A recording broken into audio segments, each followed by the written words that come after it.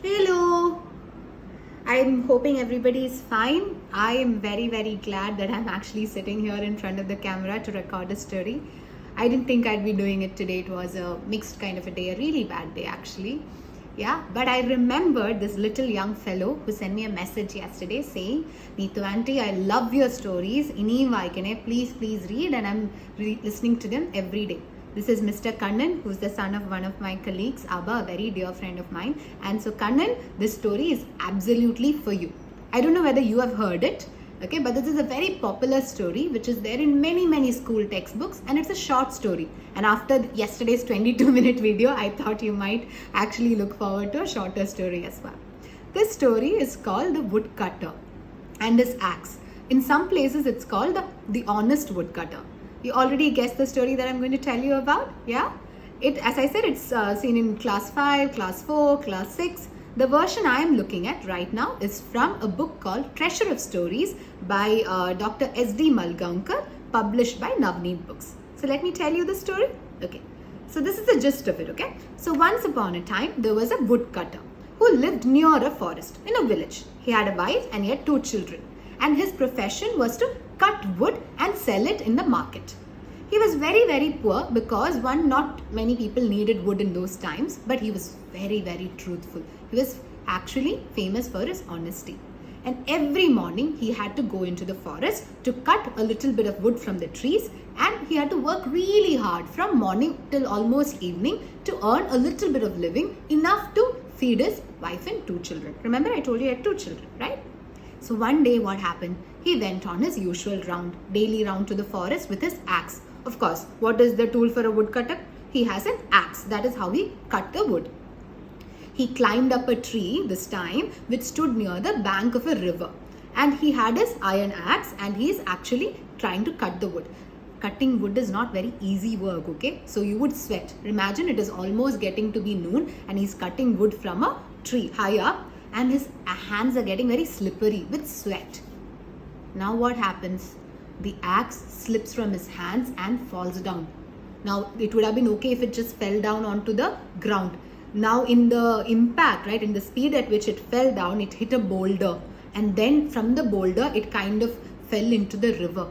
It is a small river, but there was a current and it was a little bit strong, and it carried the axe a little deeper. Now our poor woodcutter came down hurriedly from the tree, and he came down and he looked at the edge of the river. He couldn't find the axe anywhere. And the poor man couldn't swim, so he didn't know what to do. He walked up and down the banks a bit to see whether he could actually see where the axe was. And the river was a little deep also, and there was a strong current.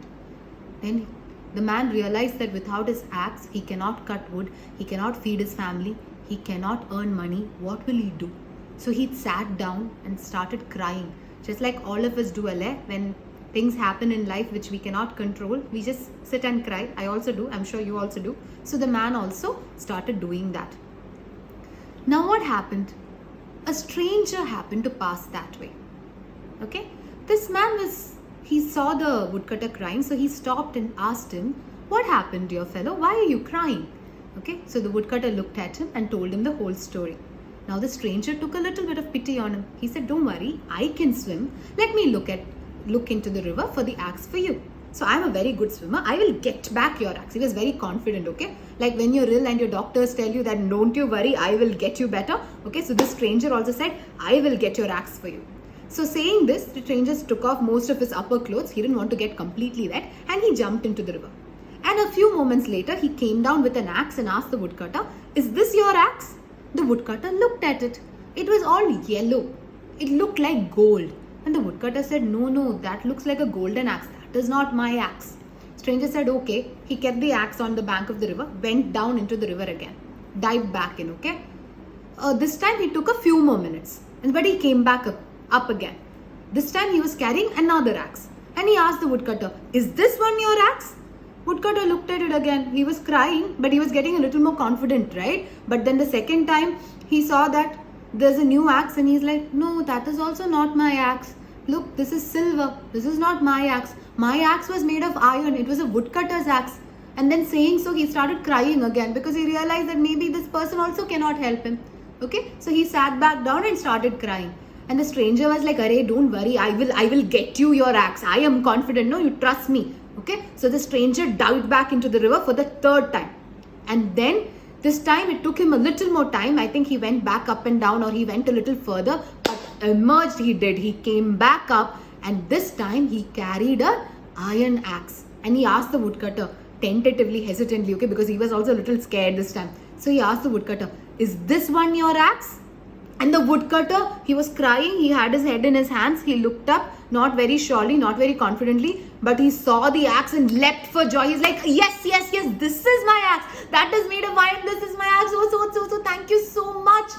Now I can cut wood. Now I can earn a living. Now I can feed my family." The poor man was overcome with joy. He was so happy. He thanked the stranger so much. And the stranger said, you know what he said? Stranger said, "I am the spirit of the river. I am so impressed with your honesty. You did not take the golden axe, the silver axe I gave you. You waited for your iron axe, even though the first two were more valuable, right? So I am presenting you with all the three axes. You can sell them, you can make a fortune. You don't have to be so poor anymore." The woodcutter was overwhelmed. He did not know what to say. He took all the three axes, and by the time he looked up again to thank the stranger, he was gone. And the woodcutter went home happily to tell the news to his wife and children. And that is the end of the story. But this may not be the story you have heard all the time. In the story that I read when I was in school, it was a goddess who appears. In some of the stories, it is the god of the forest. Sometimes it's just a general stranger. Needn't be a divine person at all. But this is the story everybody tells to tell you that honesty is the best policy. Chalo then, that's for today. Bye bye.